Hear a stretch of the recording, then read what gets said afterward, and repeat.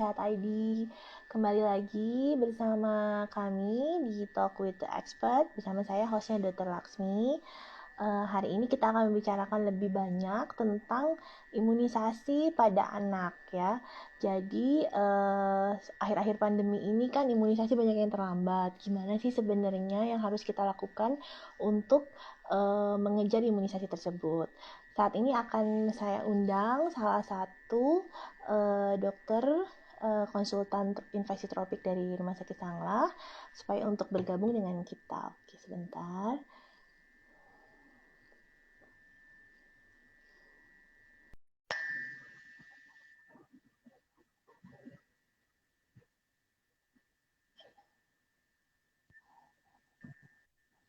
Halo, selamat sore dokter. Halo, selamat Selamat di sini sudah sore. selamat malam ya. Oh Selamat iya, malam, Dr. selamat malam Laksmi. dokter. Betul dokter karena kebetulan kami itu kan dari seluruh Indonesia dokter. Jadi saya dari WIB waktu Indonesia Barat. Jadi mungkin selamat malam juga untuk di waktu Indonesia Timur dan juga untuk dari waktu Indonesia bagian Wita ya dokter ya, betul.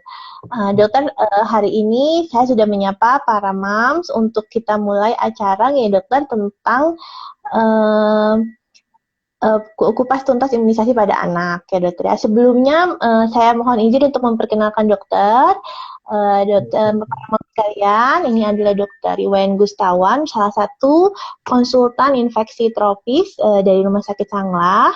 Beliau sendiri berpraktek itu di Rumah Sakit Sanglah Denpasar, ya dokter ya, Rumah Sakit Bali Royal Hospital atau lebih sering disebut dengan Rumah Sakit Bros. Dan satu lagi adalah di Apotek Pusaka Medika Renon.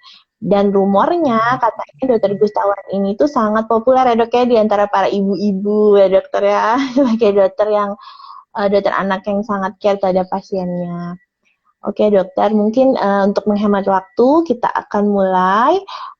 Mungkin dokter bisa jelaskan sedikit dok di masa pandemi ini kan dokter ya sudah sampai gelombang 2. Pasti banyak ya dokter imunisasi pada anak yang terlambat ya dokter ya. Bagaimana sih dok sebenarnya tentang vaksinasi pada anak yang di masa pandemi ini dokter? Mohon izin dokter, silakan dokter. Baik, terima kasih Dr. Laksmi atas kesempatan yang diberikan kepada saya. Selamat malam Iya kepada dokter. para ibu-ibu yang berkesempatan ikut menyaksikan ikut live di IG ini. Izinkan saya sedikit menyampaikan mengenai informasi tentang imunisasi. Jadi seperti kita ketahui imunisasi ini sebenarnya merupakan salah satu upaya kita di dalam usaha untuk mencegah jangan sampai anak kita atau kita sendiri menjadi sakit. Ada banyak cara sebenarnya, tapi imunisasi ini memegang peran yang sangat penting di dalam cara pencegahan penyakit tersebut. Ada banyak sampai saat ini ada banyak penyakit yang sudah dapat dicegah dengan imunisasi.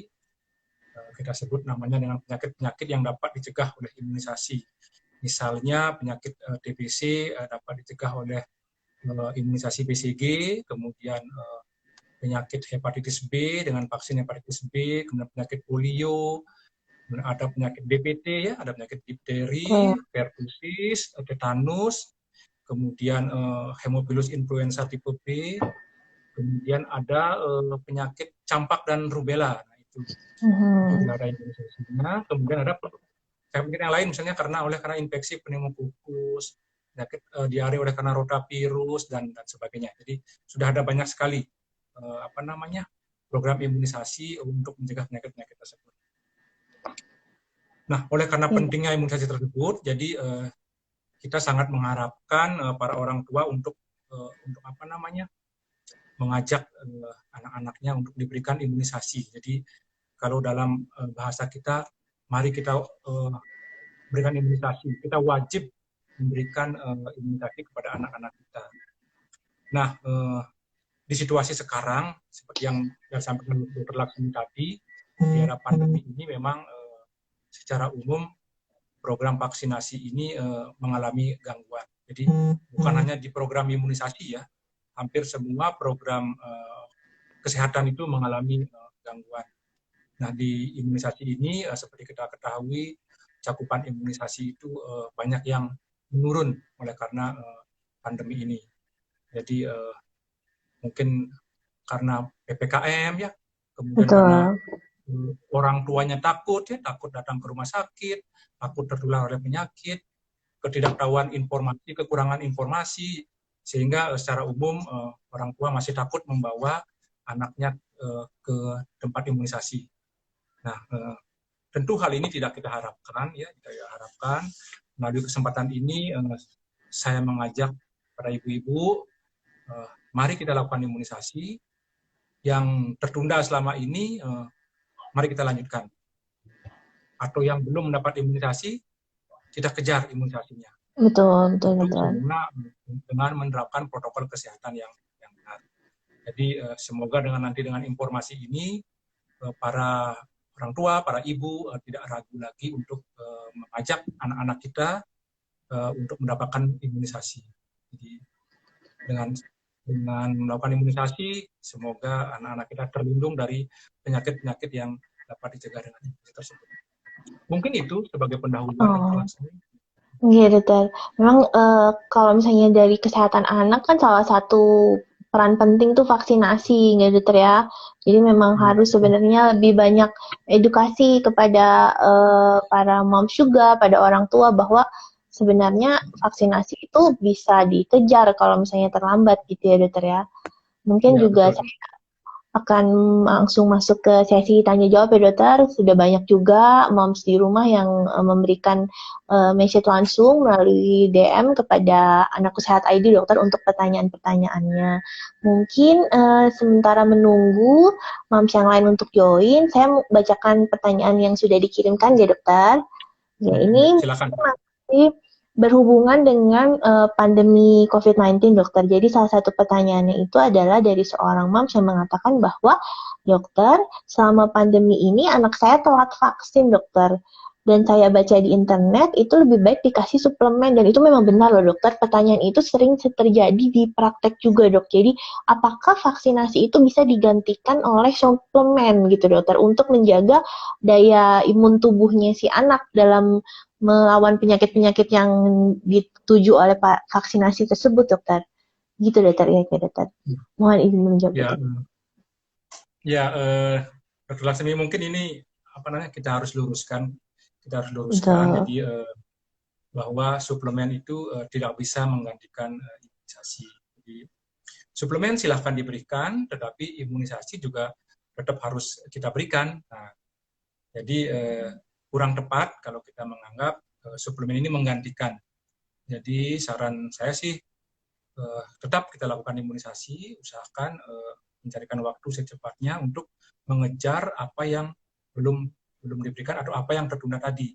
Seperti itu, Dokter Laksmi.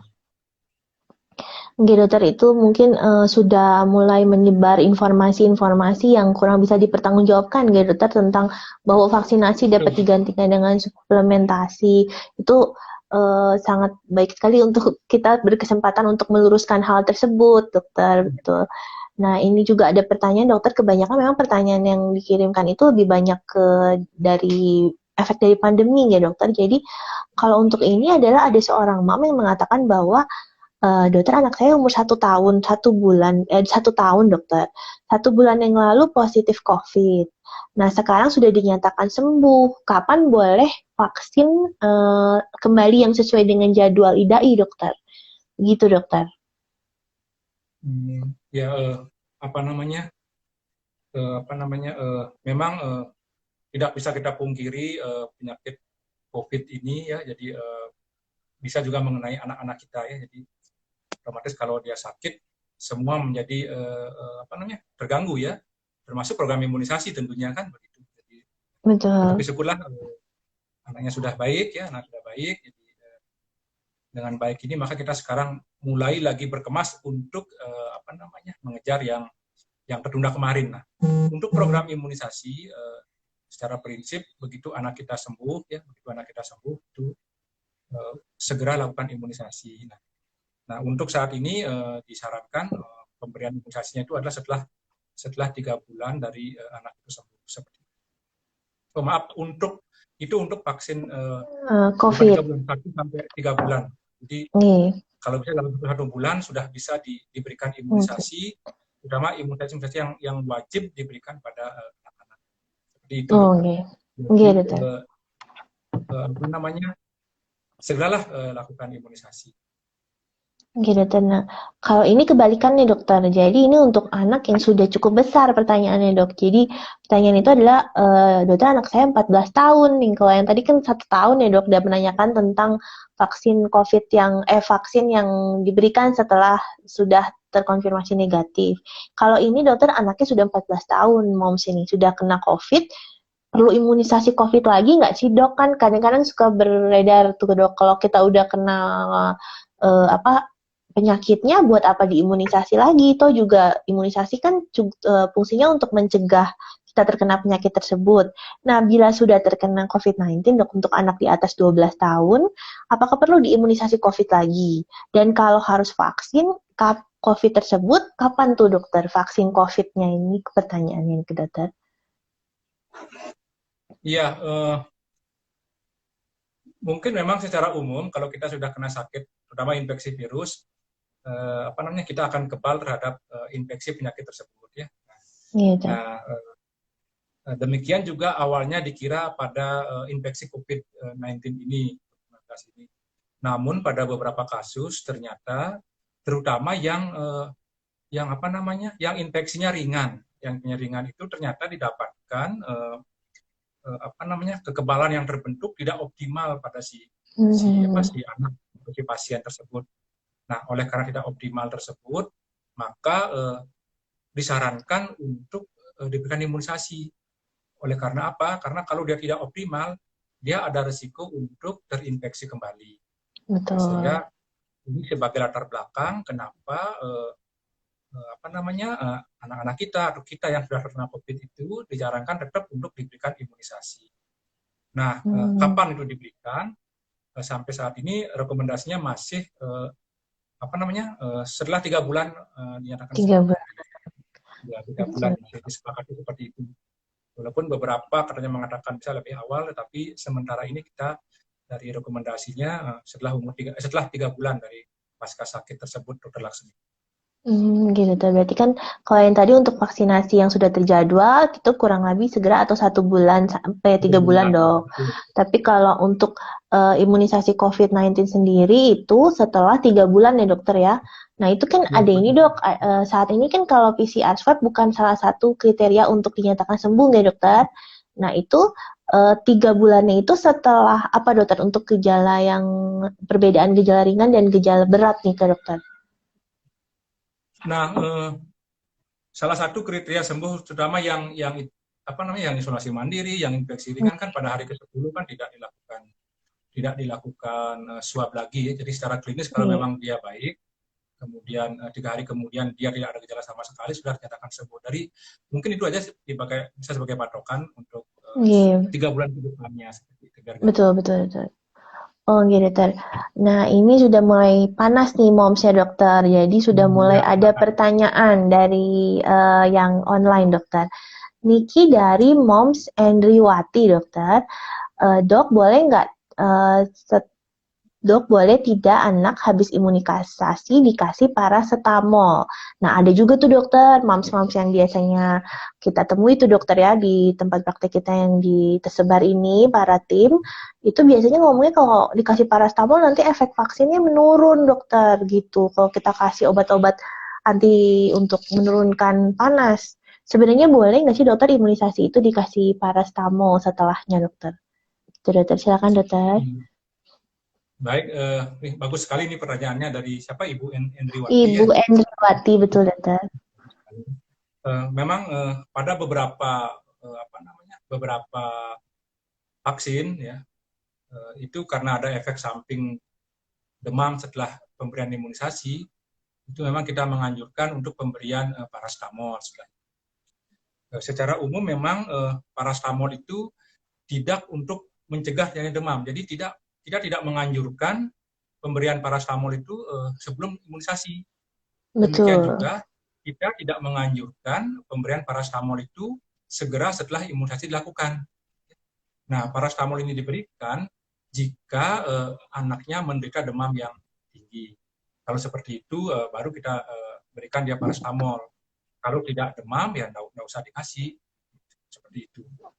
Nah memang ada yang menengarai apakah pemberian paracetamol ini bisa mengganggu proses proses terbentuknya kekebalan apa tidak. Walaupun dia merupakan antiinflamasi yang ringan, tetapi tetap juga kita kalau memang tidak perlu kita sebaiknya jangan memberikan paracetamol. Jadi paracetamol itu benar-benar diberikan atas indikasi misalnya demam tinggi tadi, seperti itu. Jadi tidak merupakan program pemberian rutin ya, biar Betul. Nah, suhu berapa dokter kemungkinan batas? Kadang-kadang kan para moms ini tidak menggunakan termometer dokter, jadi gunainnya tuh tangan. Anget-anget nih dokter, kasih aja deh paracetamolnya gitu kan dok. Jadinya tangan meter bukan termometer kan dokter. Nah itu biasanya harusnya suhu berapa kita harus memberikan paracetamol dokter setelah imunisasi kalau memang anaknya demam dokter? Memang sih kalau sekarang kan kita menganjurkan para ibu untuk punya termometer ya di rumah ya. Betul. 38 atau lebih ya bolehlah diberikan paracetamol. Betul. Atau kalau memang tidak ada, cara sederhana sekali bisa dipakai acuan selain meraba hangat, anaknya rewel. Nah, kalau anaknya rewel sekali setelah imunisasi, kemudian badannya hangat, nah itu mungkin boleh kita berikan paracetamol. Tapi kalau anaknya tenang, hangat-hangat mungkin janganlah diberikan paracetamol. Kita tunggu saja sambil tetap diobservasi anak.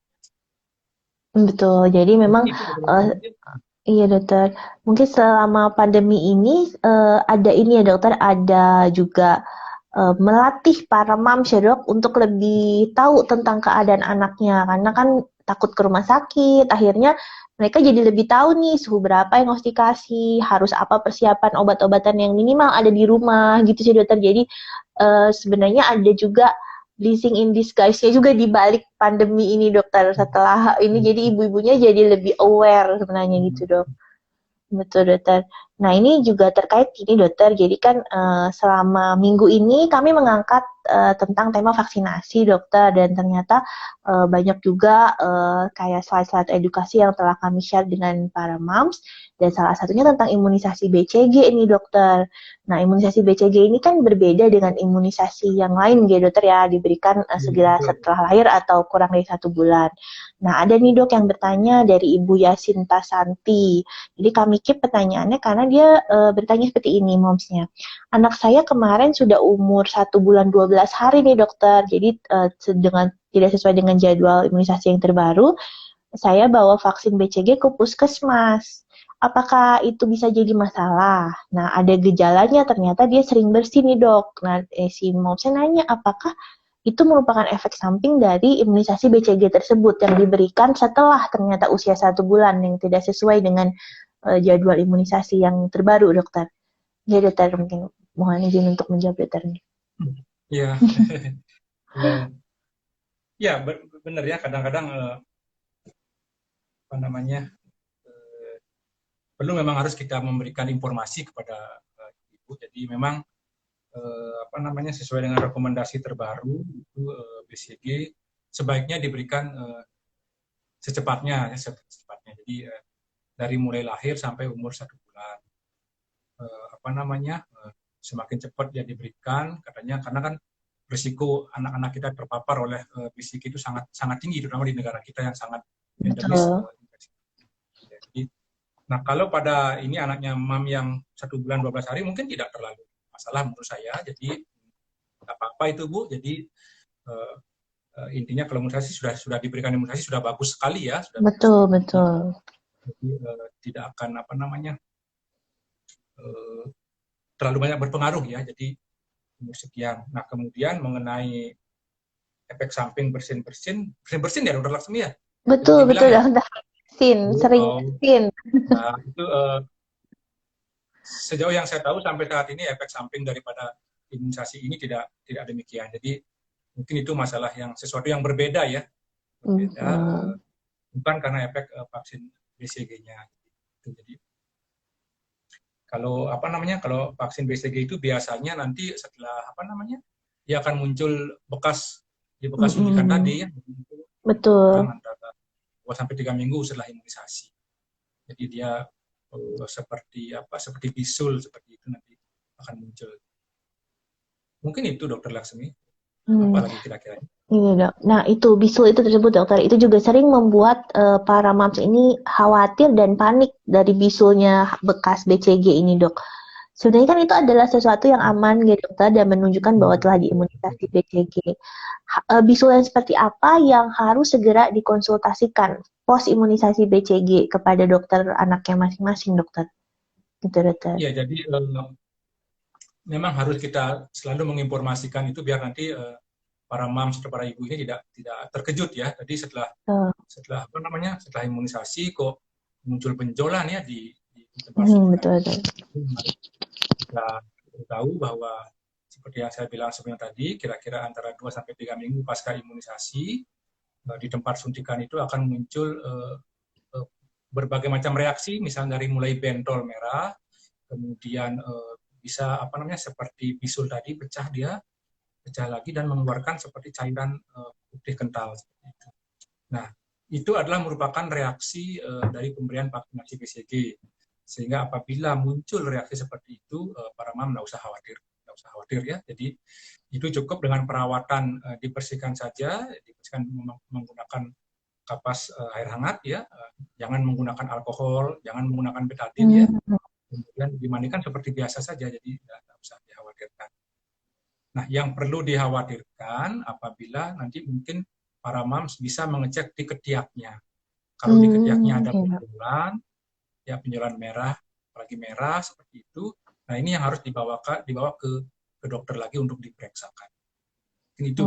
Kalau hanya lokal di tempat suntikan itu para mams nggak usah khawatir ya, seperti itu Dokter Laksmi. Oke dokter, berarti sebenarnya itu sesuatu yang memang harus dilalui kalau kita mendapatkan imunisasi BCG ya dokter. Jadi memang itu aman.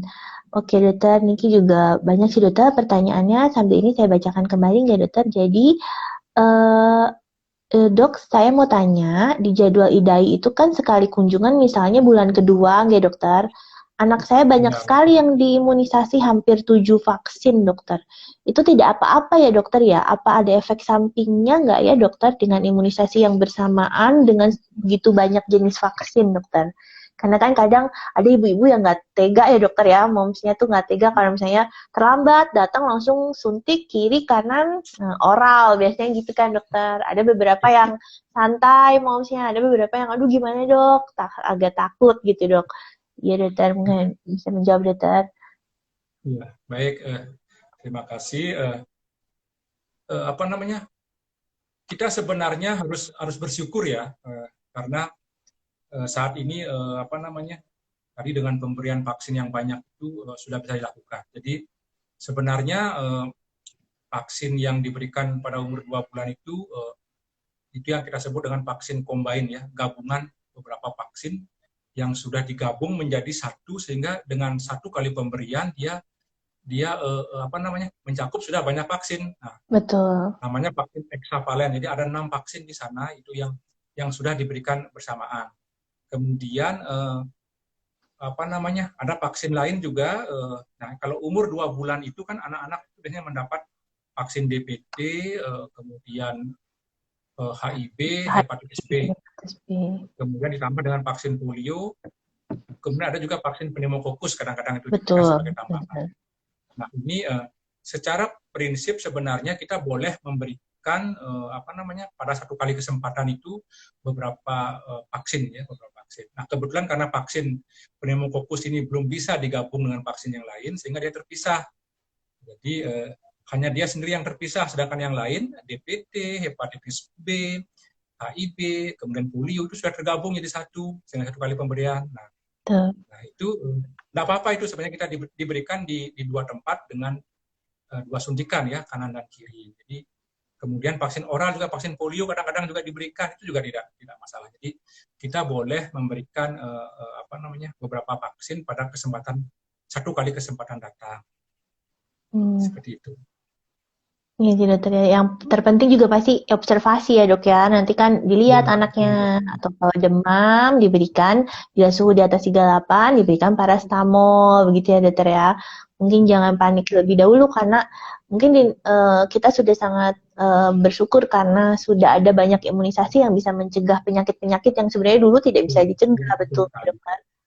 Ya dokter, ini ada pertanyaan muncul dari ini dokter ya, dari komen dari bapak nih dokter sepertinya. Eh, Ayahnya Kevin Ronaldi. Anak ini pertanyaan nih sering banget nih dok yang ditanyakan. Sebenarnya hampir mirip sama yang tadi dok. Anak dengan sudah Ya, pernah terkena campak tetap dilakukan imunisasi lagi atau bagaimana dok? Dan juga kan sebenarnya sekarang untuk jadwal terbaru kita sudah bukan campak lagi nggak dokter, sudah masuk ke MR nggak dokter ya? Mungkin itu juga sudah harus mulai diketahui karena biasanya datang tuh sudah 9 bulan campak ya dokter gitu kayak gitu dok. Itu biasanya langsung dok. Silakan dokter. Baik, terima kasih Bapak Kevin atas pertanyaannya ya. Jadi apa namanya, penyakit campak ya, penyakit campak itu penyakit yang sampai saat ini sebenarnya sudah jauh berkurang ya, jauh berkurang. Tapi pada beberapa kesempatan memang dia sekali-sekali muncul ya. Nah, sekarang kalau dia sudah pernah terkena campak, apakah perlu diimunisasi lagi apa tidak? Pada beberapa kesempatan, seperti kita ketahui, apa namanya, kita harus yakinkan dulu sebenarnya ini apakah benar campak apa tidak. Karena Betul. gejala penyakit campak itu apa namanya, gejalanya apa, perlu dibedakan dengan beberapa penyakit lain yang sangat mirip dengan campak. Jadi seperti kita ketahui gejalanya kan ada demam dengan disertai oleh bintik-bintik kemerahan pada kulitnya. Jadi, nah itu kita harus yakinkan benar itu apakah benar campak apa tidak. Karena ada penyakit lain, misalnya penyakit rubella, penyakit apa namanya exanthema subidum, kemudian penyakit Betul. ya, fever seperti itu.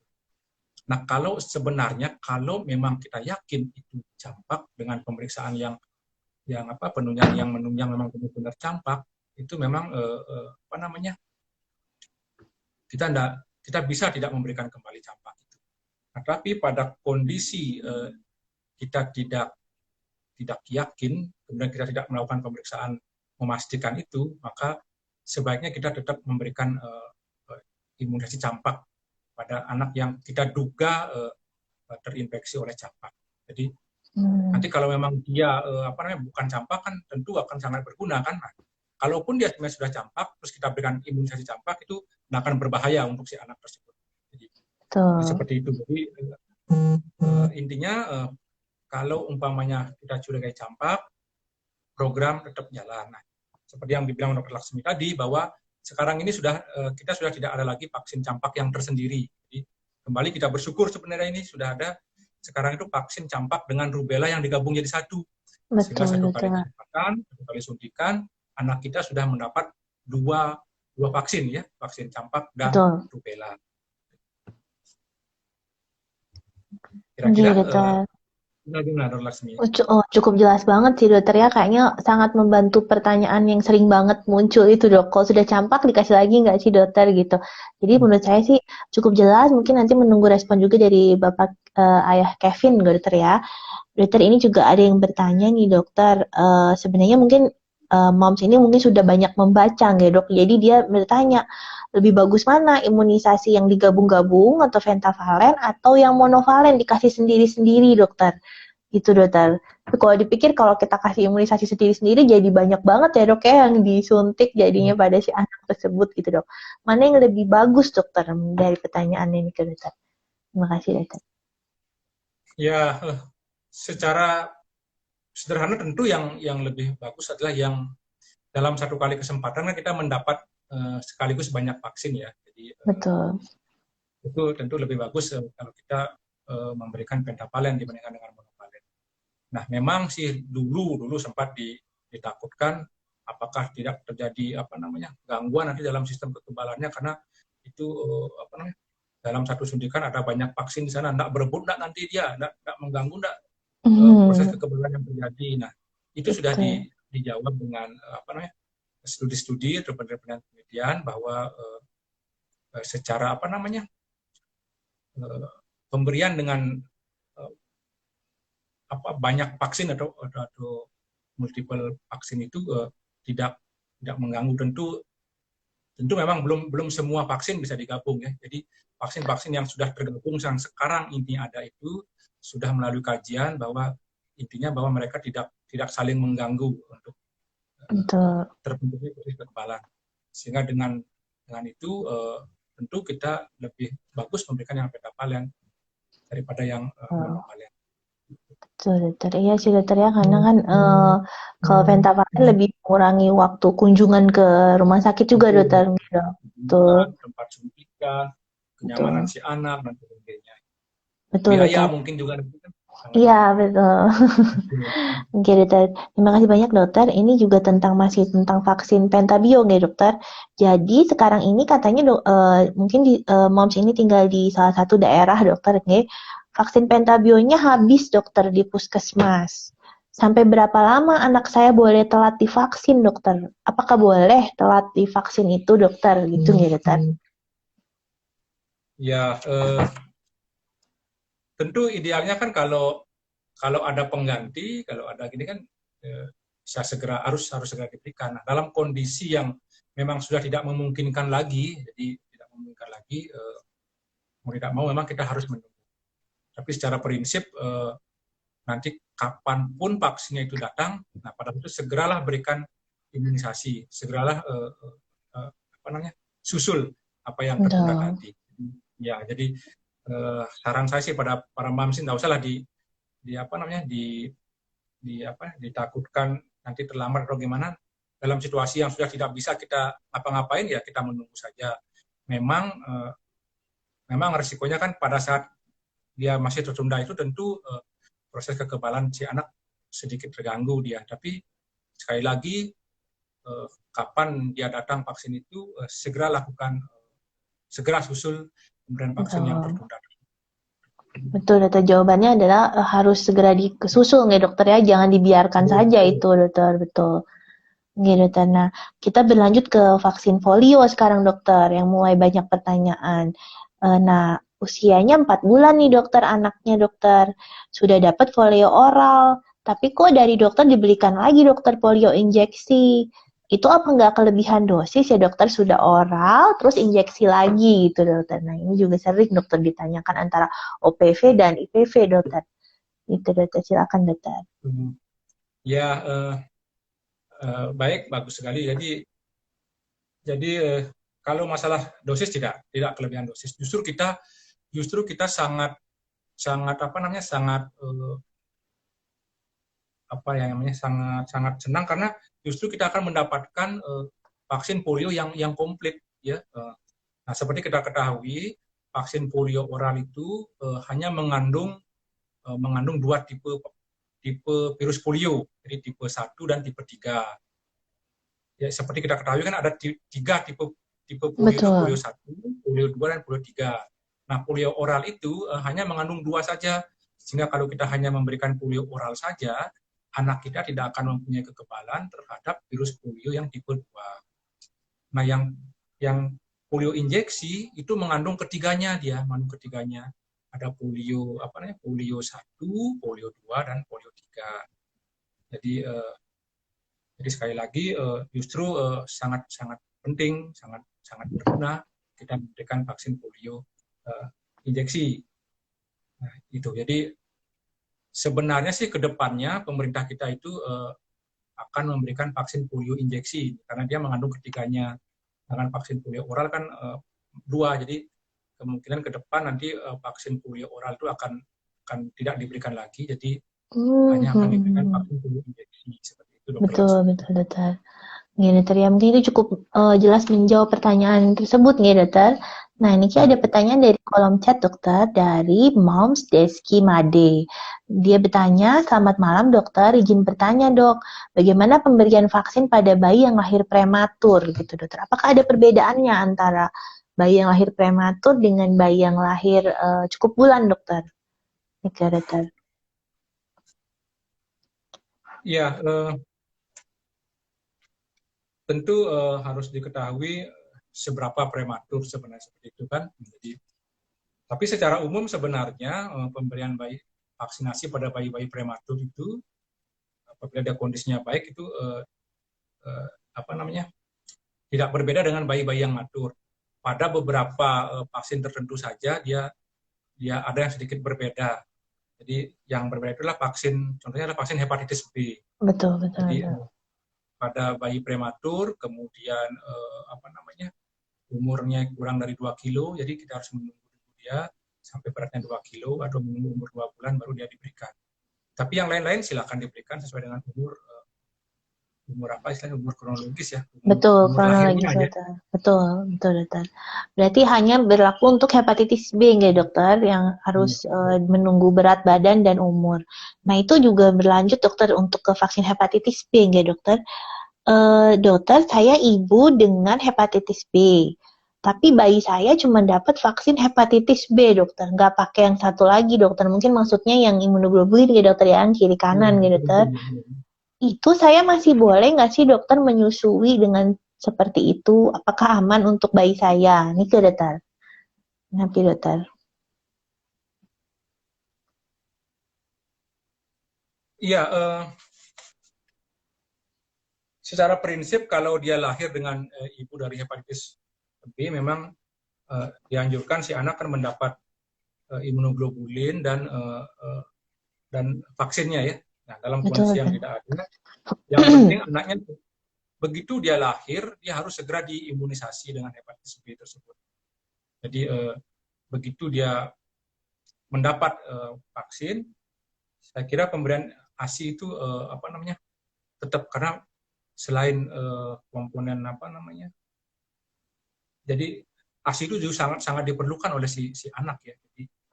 Jadi saya kira apabila anak sudah diberikan vaksin hepatitis B, anak kemudian boleh untuk diberikan ASI seperti itu. Betul. Ya, dokter, berarti bukan suatu larangan untuk ibu dengan hepatitis B menyusui langsung, ya, dokter? Ya, dokter. Nah, ini kita kembali lagi nih, dokter, ke vaksin polio, ya, dokter, ya. Tadi ada pertanyaan juga, dokter. Anak saya kan nggak pernah dapat nih, dok. Dia jadi nggak pernah dapat polio yang oral, gitu, dokter. Selama ini hanya yang suntik, tapi lengkap, dokter. Sudah booster. Kalau misalkan anak saya dapat polio oral usia 2 tahun, nah saat ini nih dokter, boleh nggak sih dokter? Dan harus berapa kali? Apakah harus sama dengan sebelum usianya yang 2, 3, 4 itu dokter? Dokter. Tentang vaksin polio oral setelah usia 2 tahun dokter. Apakah boleh nih dokter? Kalau sudah mendapat vaksin polio injeksi, yang inactivated polio vaksin, apalagi sampai booster sudah dapat, itu sebenarnya sudah bagus sekali. Sampai umur 2 tahun kan sampai yang umur 18 bulan sampai 24 bulan kan sudah diberikan. Gitu. Jadi artinya sampai umur 2 tahun, si anak tersebut sudah mendapat vaksin polio secara lengkap sampai umur 2 tahun. Nah, gitu. Betul. Jadi sebenarnya vaksin polio oral ya nggak perlu lagi diberikan. Tapi kalau memang sudah terlanjur diberikan, itu nggak apa-apa. Jadi nggak usah ditakutkan, nggak dikhawatirkan. Seperti itu. Kalau tahu dari awal ya nggak usah diberikan yang injeksi, sudah cukup sampai umur tersebut 2 tahun. Nanti berikutnya kan nanti pada saat usia 5-7 tahun kan dia akan dapat lagi nanti di sekolah. Oh, nggak, dokter. Berarti bukan suatu masalah, nggak, dokter, ya, untuk vaksin polio oral. Betul, dokter. Nah, kita beranjak nih, dokter, sekarang ke vaksin PCV, dokter. Pneumococcus, nggak, dokter? Niki ada pertanyaan juga. Dokter, anak saya imunisasi PCV 10, usia 2 bulan. Tapi saat usia 4 bulan, PCV 10-nya habis, dokter. Adanya PCV 13, apakah boleh, dokter? Nah, ini kan biasanya gitu ya, dok, ya. Kadang-kadang ada beberapa vaksin tuh habis, akhirnya harus diberikan vaksin yang beda pabrik tuh, dokter. Nah, itu sebenarnya gimana tuh, dok? Apakah boleh? Nah, ini terkait juga dengan pertanyaan PCV 10 dan PCV 13, dokter. Ini ke dok di usia jadwalnya, dok. Terima kasih, dokter. Ya, apa namanya?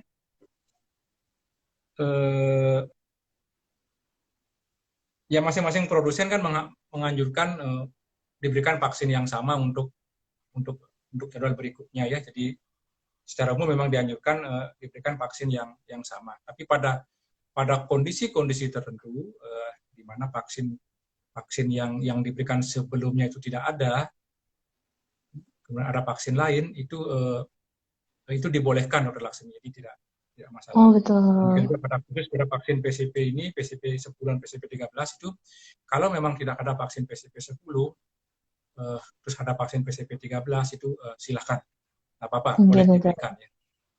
Betul dok ya, mungkin juga kan tidak usah terlalu dikhawatirkan dokter, yang penting anaknya diimunisasi ya dokter ya, dan mungkin sudah dokter anaknya juga sudah mempertimbangkan kerugian dan keuntungan untuk diberikan imunisasi tersebut dokter. Ya dokter. Nah masih berlanjut ke PCV nih dokter.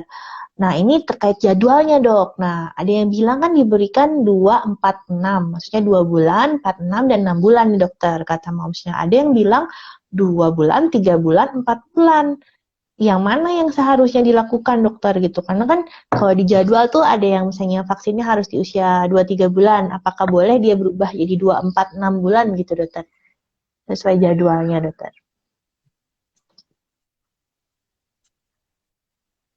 Ya,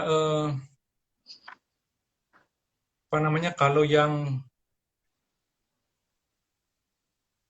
direkomendasikan sampai saat ini kan umur pemberian pneumokokus itu kan umur 2 bulan, 4 bulan, dan 4 bulan, 6 bulan. Betul. Kemudian dilanjutkan boosternya pada umur 12 sampai 14 bulan ya, 12 sampai 15 bulan kalau tidak salah. Betul. Nah, kalau yang umur 2, 3, 4 itu kan untuk pemberian DPT ya. Betul. Jadi,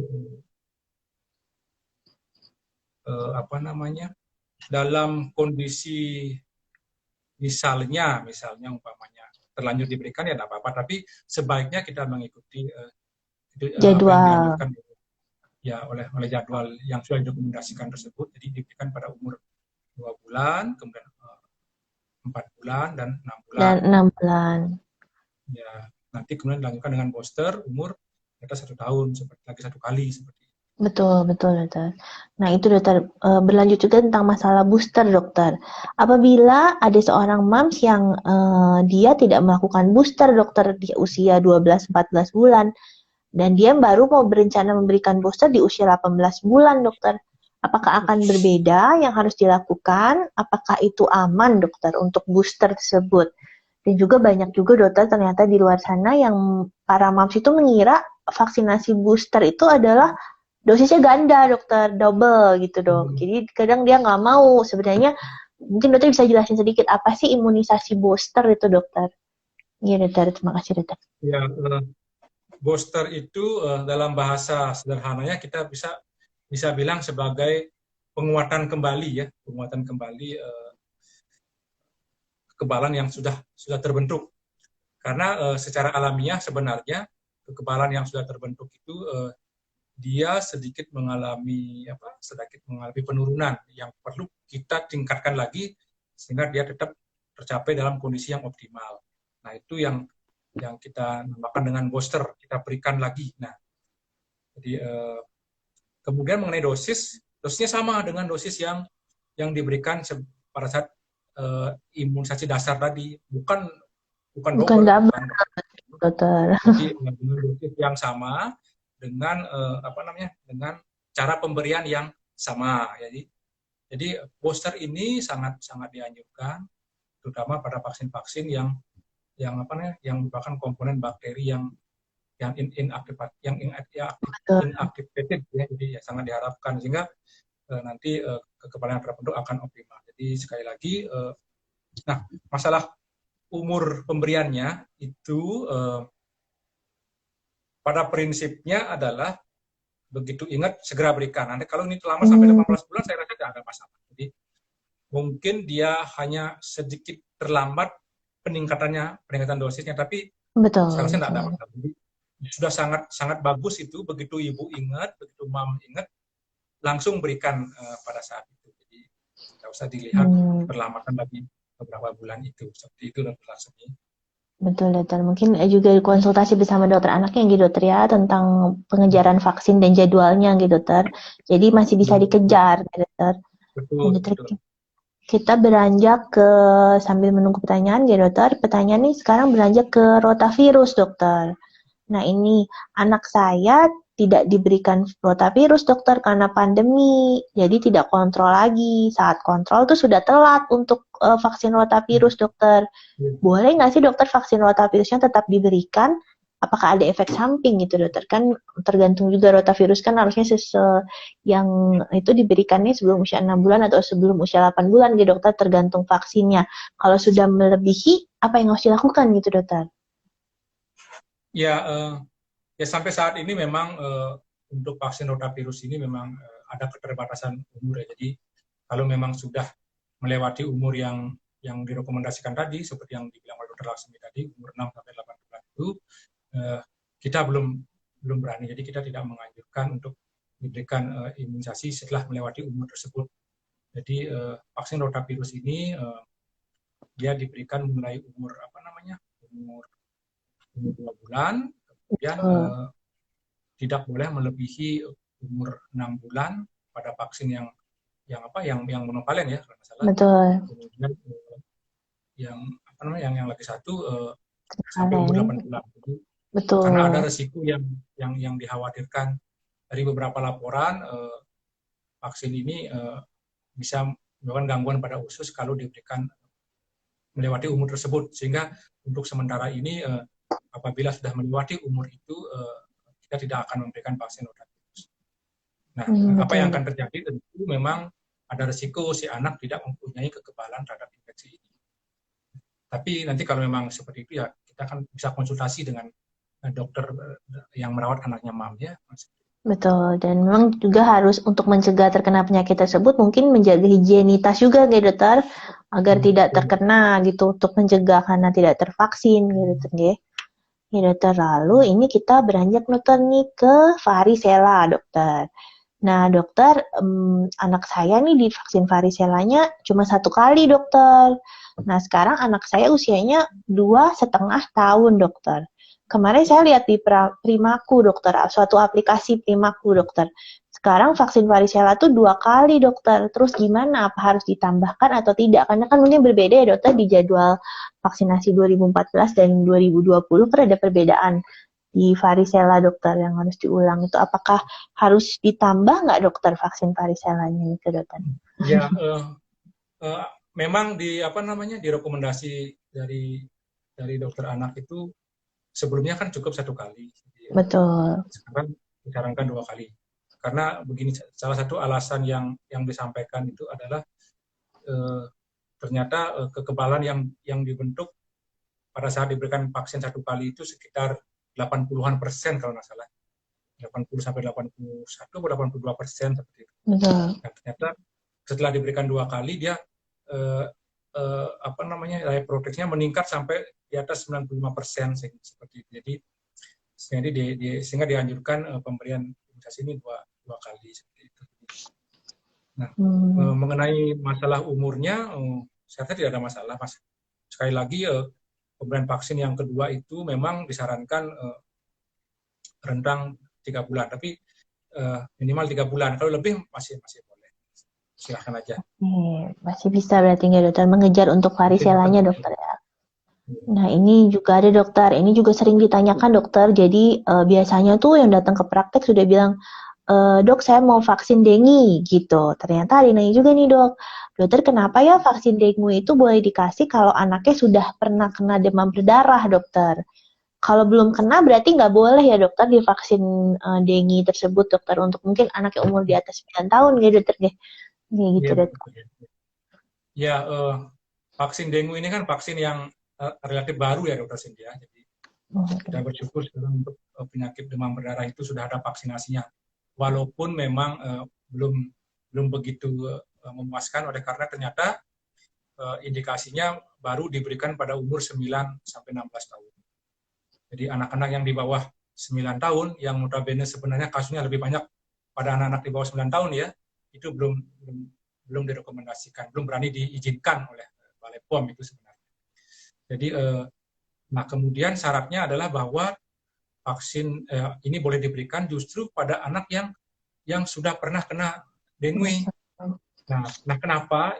Ini sebenarnya karena dari hasil penelitian yang dilakukan, terutama itu di negara kita ya, jadi dulu ada penelitian CYD namanya untuk sebelum vaksin dengue ini diberikan izin edar, itu dilakukan penelitian. Nah, dari hasil penelitian itu ternyata vaksin ini konsisten memberikan perlindungan itu di atas umur 9 tahun ke atas, sedangkan di bawah 9 tahun belum konsisten. Sehingga dari Balai POM diizinkan hanya untuk umur di atas 9 tahun. Nah, demikian juga ternyata perlindungan yang diberikan itu juga konsisten pada anak-anak yang memang sudah pernah terkena sebelumnya.